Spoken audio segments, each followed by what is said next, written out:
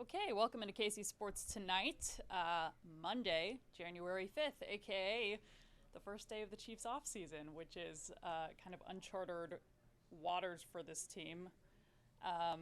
Gabe, first time in 11 years that the offseason, or the postseason rather, is going on and the Chiefs are done. We heard from head coach Andy Reid today.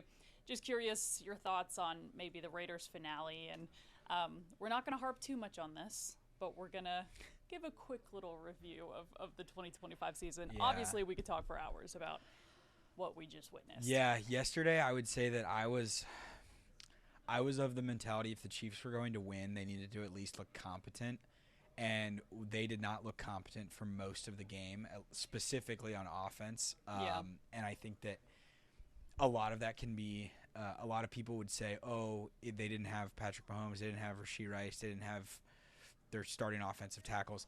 They still had Travis Kelce, they still had Creed Humphrey, they still had Juju Smith-Schuster, they still were trying.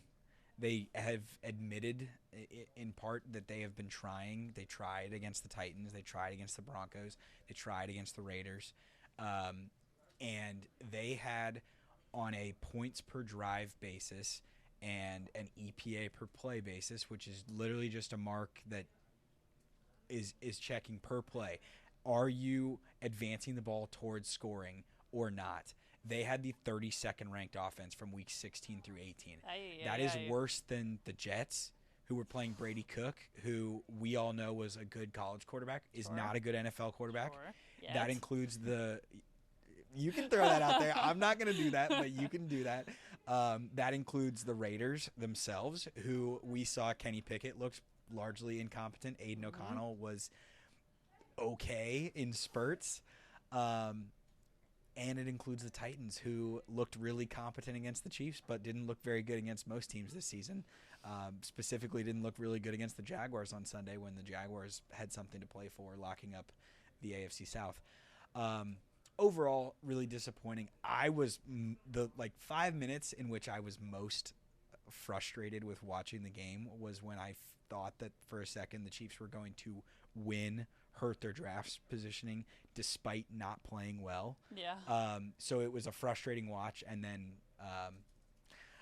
we heard, you know what, the question was asked today on the Zoom of Andy, what was the idea behind calling timeout with 17 seconds left? And the answer was the answer. If you'd care to go find it, it's available to you online. On KCTV5.com. On KCTV5.com. Yeah. And I will say this. I don't think the answer makes sense. I'm happy that he did it because I think that it was a lifeline to the Raiders in a spot where they were more likely than not going to run another incompetent play, and then the clock was going to run out because they had no timeouts left. I'm glad it happened. I'm glad that the Chiefs have the 9th pick. It's a huge offseason. Yeah, it's a huge offseason. It is the most critical offseason, I would say, of the Andy Reid, Patrick Mahomes era of Chiefs football in terms of whether they're going to be able to get back to the peaks that they've been to. And I think there are a lot of questions that Andy Reid did not answer today, such as what staff changes are going to be made, what he feels like it's in terms of the roster needs to change. He said after the game yesterday in Vegas that he's going to leave that up to Brett Veach. I think that is a little bit of maybe underselling Reid's influence. Yes, on a little bit of yeah, exactly, a little bit too much credit to Brett Veach, and I think that we've seen the issues of the Chiefs roster and maybe Brett Veach giving too much roster input to Andy Reid and Steve Spagnuolo in terms of giving them certain players that they then don't use. We've seen it 2 years in a row with Josh Uche. 1 year they trade for a guy, he doesn't really get used at all, so you end up just basically burning a draft pick for no reason. And then there were several rookies this year. Brashard Smith looked decent as a running back yesterday, and it made you wonder, could we not have explored that a little bit more during games that mattered earlier this year? Sure. A lot of things, but yeah, the 2025 Chiefs season is over. Yeah. Which is a reason to be grateful today. I was a little, of all the things that Andy Reid said today on the Zoom, the simplifying it to one-score games as the reasoning for failure, I think is ignoring some of the problems. And that concerned me to hear, if they think that it's really just, oh, we got to win one-score games. Because I think the problems are a little more fundamental than that. Yeah, I think they're not one to, especially Andy Reid's not one to reveal much of his cards. The one-score answer is the easy answer. Mm-hmm. But yeah, they just had player meetings today. Interesting, you note on the staffing changes. We already know that Matt Nagy and Steve Spagnuolo have each had head coaching job interest in other franchises. Those interviews can't happen in person until the 19th, so it'll be certainly a couple weeks before we hear any movement on that. I said we're not going to go into the weeds in it, and I'm like, what about the developmental, the development issues of the wide receiver room? I mean, that's been a big conversation too, is guys not really taking a big step up from year 1 to year 2 to year 3. Xavier Worthy being in that category didn't really have a great year. You look at the receiver room. I was looking back in our kind of story archive today about the first time that we were going to see Rashee Rice, Hollywood Brown, and Xavier Worthy on the field at the same time, and it was like, finally, this 1-2-3 punch we've been talking about, and kind of didn't really do a whole lot. I've said this on the show. I'd be interested to see kind of the 1-2-3 combo rankings across the league, and I mean, the Chiefs would finish middle of the pack. Travis Kelce leading this team in receiving yards in year 13. Crazy. Yeah, lots of issues there. At a certain point, Travis Kelce is leading the team in receiving yards. Patrick Mahomes was leading the team in rushing yards through, week 5 or 6? Yep. And had several games after that. I think Patrick Mahomes led the team in rushing in a game in 5 or 6 of the 17 games. So almost a third of the games. And this is not like a Lamar Jackson, designed scramble. Runs. Right, no. Yeah. If anything, it's like, stop touching him. Get him out in the pocket and throwing downfield, which was a point of emphasis this season that we've been talking about since training camp too. So, yikes. As you said, good news is it's over, and we can move right along to the off season. We'll have a lot to talk about over the next couple months. Next 6 weeks are going to feel weird, though, because 5 of the last 6 years, this team has had 5.5 more weeks of football to play. But, as we've talked about, as you've heard from Steve Spagnuolo, gives this group real focused time to think about how they want to rebuild their roster next year instead of getting in the weeds of game planning, I guess, is a positive. And of course, the number 9 a way draft to spin pick it. coming up. Yeah, right. As I was saying, that's I'm like, such a cope. It's a coping. But if you it's think a coping about answer. it, think about all the time they can pour into draft scouting. Yeah. Anyway, it's done a whole lot for a lot of the teams that have missed the playoffs for years and years and years and years. Speaking of, before we move on from the NFL topic, because I promise you we will, the Pete Carroll news today, fired after 1 year. Curious your thoughts on that. Good for him that he got a win on the way out. Yeah. I'm surprised. I thought he was going to I thought maybe he might retire. I was kind of surprised. I think the Raiders wanted him to retire, and I think that he had no business opting out of millions of dollars for the next 2 years. We just got and said, if you want to pay me severance, I'll go for it. But it's crazy, the Raiders, the amount of coaches that they are still paying to not do the job. That is now Pete Carroll, Antonio Pierce, John Gruden. Man, they're I don't even know what the total amount of coaches is that they've employed since. It could be worse. I think the longest tenured guy in the NFL in terms of head coaching position, it's either John Harbaugh or Mike Tomlin. But those two guys we saw both of them coach on Sunday Night Football last night. Those two guys have probably been around for, I think, 6 or 7 at least, Raiders coaches.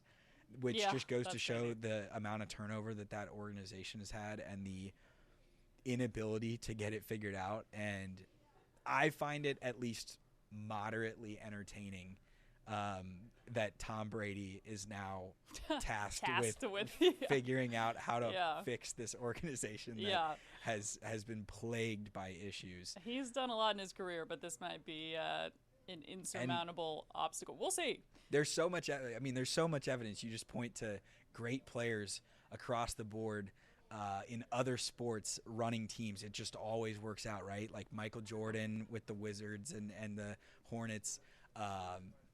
Magic Johnson with the Lakers. These guys just are so great at running organizations. So we'll see how Tom Brady follows it up. I want to ask you a trivia question without looking at the screen. Okay. This was on Price Chopper Game Day on Sunday. The Raiders have the number 1 pick in April. When is the last time they had the number 1 pick, and who was it? It'd be... if anyone in this newsroom, it's Jamarcus Russell. Yeah, it was 2007. I'm trying to remember you don't what need year. To get the year. 07? Yeah, it was 07. Okay. Yeah. Yep. Yikes, which I think was referred to as the biggest bust in NFL draft history. So, fingers crossed the Raiders can improve on that. We did have a comment on our face. I know we have a lot of people listening on KCTV5 Plus, some on YouTube. On our Facebook page, Dana commented, "I would have hated to be that Pittsburgh kicker yesterday." Did you watch? And then Baltimore followed it up. You know what? I would have hated to be the Pittsburgh kicker for about 2.5 minutes of and then, just torment. But can you imagine the relief after seeing that Baltimore kick miss? Wild. I was talking about that game this afternoon with Greg Daly, our digital manager, and saying how it felt it was like the off-brand version of Chiefs Bills 13-second game version, where the great value version. Like it was cheaper, it was lower stakes, it was to get into the playoffs, not to get to the AFC Championship game. Yeah. But it was a great game, and it got so much better. Like exponentially better in the last 3-4 minutes. Yeah. And every time somebody scored, you were like, That's that's it. Yeah. And it just went back and forth. You missed the extra point. Except for the last 2 plays of scoring plays was a missed extra point and a missed field goal. The 4th down conversion, it was like, okay, oh, it's over. Surely, the Isaiah Likely connection was like, okay, well, now you're in field goal range. Great anyway. game. Great game. Yeah. And now, here, more silver lining spins, we can just relax in the postseason. And just watch. Just sit back and watch the chaos. Stakes. And it's going to be a chaotic year because I don't know if anybody is great. Yeah, well, what's the word? Parody. I think that might be the most used. The NFL loves it. Andy Reid word at the podium. Okay, some more head coaching news. Actually, kind of a lot of this today. Sporting KC naming their Peter Vermees replacement today. We got the news a couple weeks ago. I don't know, time kind of blurs together. Today we didn't find out, but Andy Reid pointed out that it's been 3 weeks since Mahomes tore his ACL. That feels like 6 months ago. Yeah. So long ago, which just shows you how bad how much bad football weighs on you. Yeah, goodness. Anyway, an undetermined amount of time ago, found out that Kerry Zavagnin was moving on for the program. He obviously served in the interim capacity. So it'll be Raphael Wicki as the next head coach of Sporting Kansas City. I think he's the 5th tenured coach in Sporting Kansas City history. The first, obviously, since Peter Vermees and the long tenure that he had here in Kansas City. Joining a struggling Sporting KC team that's, made the playoffs a couple years ago, or would that be 3 years ago now, and had to overcome MLS history to do so, going winless through the first 10 games of the season, then ended up rallying back and making it, but finished last in the Western Conference this year. Gabe, we'll be able to talk more on this tomorrow once we hear from Wicki, but just your thoughts on Sporting finally naming their next head man. Yeah, it feels like it's really close to the season, and it was a drawn-out process. I'm not a soccer expert, despite being called soccer boy by Neil for several weeks. So I'm just not going to... for a couple weeks. For a couple weeks, he was calling me that. So I moonlighted as that, but I'm not going to pretend like I had never heard of Raphael Wicki before today. Right. So by the I way, can't Vermees say fired 9 months ago. Yeah, exactly. So I can't say that I have I can't be like, this is a great hire. There's a a really long-standing bit, I guess, online from Tom Fornelli, who covers college football for CBS Sports. And basically anytime a college team hires a head coach, he says, blank is a great hire. I have no idea if it will work out. Yeah. And that's kind of how I feel about this, where it's like I read his accomplishments, his resume and stuff, and I was like, you know what? Okay. I can see why he got the job. Sure. I don't know if it'll work out. Yeah. So we'll see. I'm open to it. Anything is probably better than what they have been doing. Yeah. So changing it up, getting a fresh voice in the system, a fresh voice, a fresh mentality in terms of the front office and putting together the roster. They've done that as well. And a face you expect to see there for the foreseeable future. Yeah. There's no like temporary Band-Aid or like some hovering deadline of an interim title. We'll see. Again, we'll hear from him tomorrow at 3 o'clock. You can stream that here on KCTV 5 Plus as well. Okay. This news over the weekend, but we heard from Matt Quatraro today, inking a 3-year deal to stay in Kansas City through 2029 with a 2030 club option. Gabe, this is someone we can talk slightly more about, of course. Yeah. We have seen Matt Quatraro for years and years in the league, and specifically, what is he, year 4 in Kansas City now? Yes. 5, 4? Yes, 4. Time is not my thing today. Anyway, your thoughts on the extension, obviously well-deserved, and cool hearing from him today on Zoom. Yeah, I think it is. I think he's the best. I think he is the best manager, and in terms of the coaching staff, I hope that the next extension is Brian Sweeney as the pitching coach, because he's had unbelievable results with the pitching staff across the board. But I just think that from an organizational process standpoint, the Royals have started to get things right, and it's honestly starting to feel like they are becoming one of those mid-market teams that is outperforming expectations. They're winning on the margins. They're making smart, smaller moves, and I feel like this is kind of when he got hired. I remember the first season that he was in Kansas City, it may have been, and he came to do a preseason interview here at the station, and which was really cool. A lot of these guys they're not obligated to do those kinds of things, and he showed up by himself. That's crazy. The Royals PR people, I think somebody was sick for the day, so they just couldn't make it. So he just showed up and buzzed in, introduced himself, did the whole didn't act like he's you got to know who I am. Right. And I think that's he understood that he came from the Rays. He didn't come from the Yankees or the Red Sox or some big name but his resume spoke for itself, even though he did it in a smaller market, and he's brought that to Kansas City, and they've been really good. And the fact that he wants to commit, that he doesn't just want to play out this and then leverage it and do what Craig Counsell did in Milwaukee, where he was really good in a small market and then got a huge contract to go coach the Cubs. The fact that Matt Quatraro wants to latch himself to this young core and what he's building here, what he's building, that's a great sign. So Yeah. I think it's really good. I loved the little story he told about Vinny Pasquantino reaching out and being like, "You're welcome. We're playing well, so you get an extension, and you get Which, some if more you've security." ever heard Vinny Pasquantino say anything, you can hear the jest Yes. that was said in. Exactly. Yeah, that's cool. Okay, Royal season opener, by the way, coming up in just a couple of months. I think my timing is so thrown off because I'm used to being done with covering the Chiefs and going straight into March Madness and stuff. So there's this weird pregnant pause of what do we do now? There's a lot to do now, as you're seeing on our rundown here. One of those is college hoops, which brings us to our final topic of the day, specifically Darren Peterson over the weekend. So, in case you missed it, Jayhawks down in UCF for their conference opener. Darren Peterson, who had missed 9 out of 13 games of the non-conference slate, and I think in 2 of those games that he did play, he was super limited in the second half, or had to come out early in the NC State game. So lingering hamstring quad issues. Played 18 minutes in the first half against UCF, had 23 points, was playing outstanding. Only plays 5 minutes in the second half, scores 3 more points, and the Jayhawks lose down the stretch. I was watching the game back today, and the cameras just keep cutting back to Peterson Yeah. at the end of the bench. Like, what is going on? Is he going to come back? And after the game, Self kind of explained that there were some, what was it, a minute restriction was, I think, the wording he used. Kind of clarified that today and said he did not play because of the minute restriction. He didn't play because his leg was bothering him.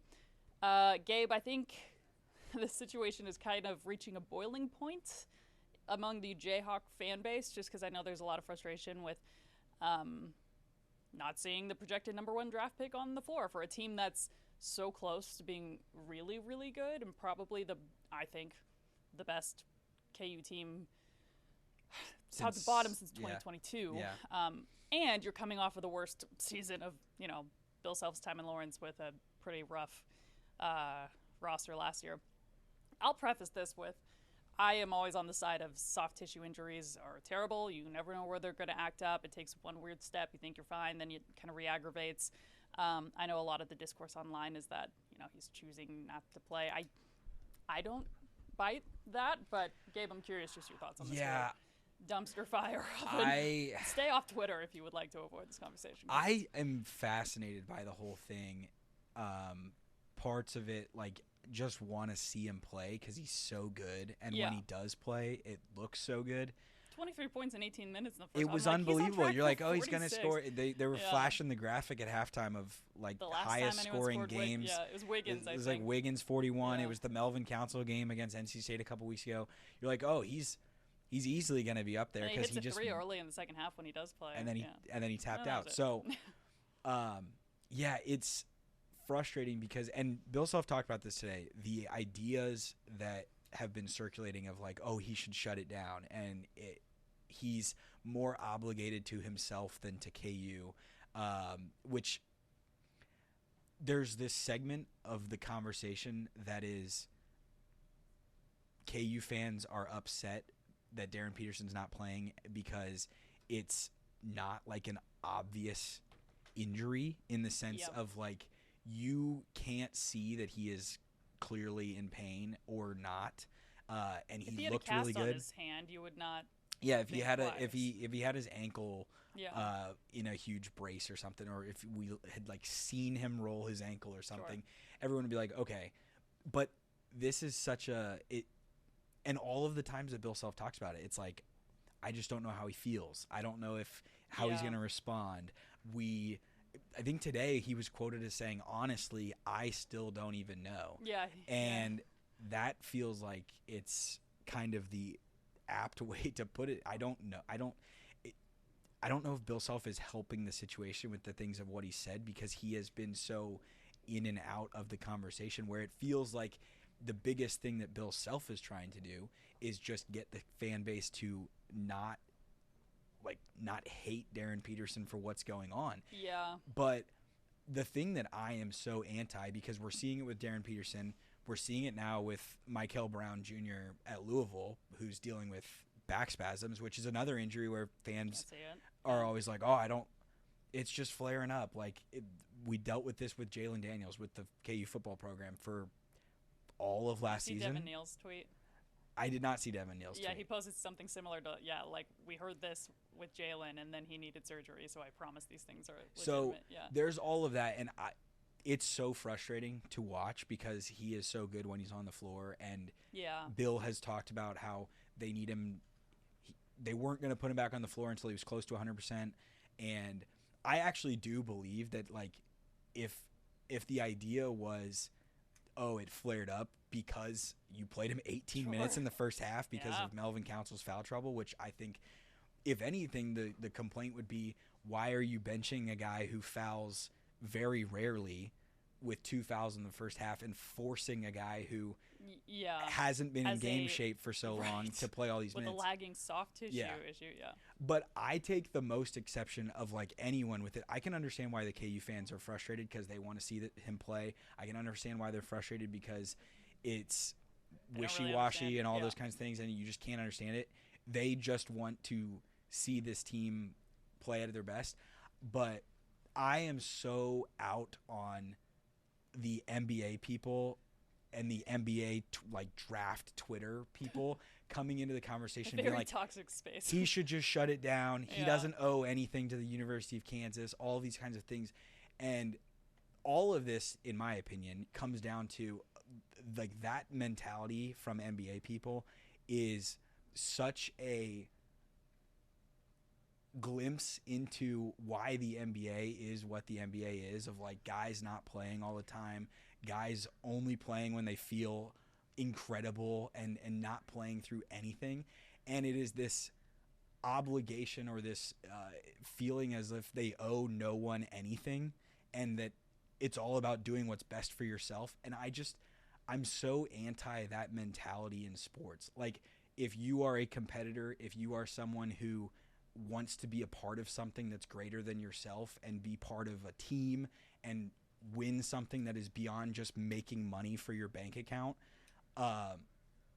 go out there and compete. So I am commending Darren Peterson for remaining at KU and attempting to continue to play as long as he continues to do this and as long as it is feasible. That I don't think that quad cramps are something that's going to ruin his NBA career. And he goes out there and he plays 23 minutes and he scores 26 points. And everyone on draft Twitter anyways is like, oh, he's the number 1 pick or the number 2 pick based on that. You see the greatness. So if that's the case and he can be part of something that's bigger than himself and attach himself to a fan base that would then root for him for the rest of his career, I think that he should do that. That's part of it that is another part of the conversation that frustrates me. So I can't wait to see what happens tomorrow night. I don't know how many minutes he'll play. I hope that he doesn't play 18 minutes in the first half, because I just don't think that that's smart if he's not in game shape. Bill Self talked about that a little bit today. He's like, no one really knows what the formula is, but there's an argument that the formula is not that 18 minutes in the first half. Yeah. And they need to figure out how to be better when he's on the floor. Melvin Council was a completely different player in the second half when he was not on the floor than when he was on the floor. And Bill Self talked about that today too. So I feel like I'm being on a broken drum, but one, I haven't said this. I think that last year's roster created some serious. We talk about the Cole Aldrich tweet all the time, which is kind of a niche post reference on the show all the time. But he talks about how last year's team just looked like they weren't trying. This year's team greatly does not have that issue, to the point of where it really does remind me of the 2022. I don't know if I'm saying that they have what it takes to win a national title like the 2022 team did, maybe with a healthy Peterson, but they have that kind of energy to them, and I think that was obviously intentional from the way that Self built this team. I say that because I also think that applies to Darren Peterson. We talked about this with the NFL stuff. Steve Spagnuolo said you could take this group of guys in the parking lot to play pickup basketball right now and they'd be going 110%. You don't make it to that level without having that kind of gear, I think, in you. And also, I think I've told you the story. I, by no means, had the athletic career of Darren Peterson, but I broke my foot 2 times and I pulled my groin once. I say this all the time. I would break my foot 1,000 more times compared to that groin pull. And I felt the same thing of I'm walking around in a walking boot with crutches so everyone knows I'm hurt with a broken foot, but with my groin, I'm the only one that knows how miserable I am. Yeah. And I can kind of move, but then I take one weird lateral step and I'm like, oh my God. So I tend to kind of sympathize on the far end of the way a lot of this conversation is going. But I know that it's all stemmed in the fact that KU fans just want to see Darren Peterson play, which is a good place for him to be in. And hopefully he's, recovering and maybe we'll play tomorrow. We'll see. A lot of basketball still to go, though. First game of the conference season. A lot more of these things left. So we'll see. But that'll do it for us here on KC Sports tonight. We'll see you back here, same time, same place tomorrow. And a reminder that we will hear from Sporting Kansas City's new head coach at 3 o'clock here on KCTV 5+.